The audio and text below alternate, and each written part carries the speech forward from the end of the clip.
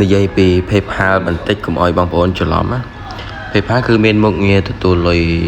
ពី Facebook ហ្នឹងណាទទួលពីណាក៏ដោយបើសិនជាបងប្អូនភ្ជាប់ជាមួយ PayPal វានឹងទទួលលុយដូចនេះគឺទទួលលុយពី Facebook Payment Issue $40ហ្នឹងណាអញ្ចឹងពេលដែលយើងទទួលលុយហើយយើងនឹងបាញ់ចេញវិញបងប្អូនបាញ់ចេញវិញគឺ transfer ចំនួន$40ហ្នឹងវានៅក្នុងនោះវាមានកាត់ live fee 1%ណាបងប្អូនគឺការបាញ់លុយហ្នឹងគឺគេបាញ់ទៅតាមរយៈកាតណាបងប្អូនគឺកាត Visa មិនមែនបាញ់ចូលកងផ្ទាល់ទេណាគឺប្រើកាត Visa បងប្អូនណា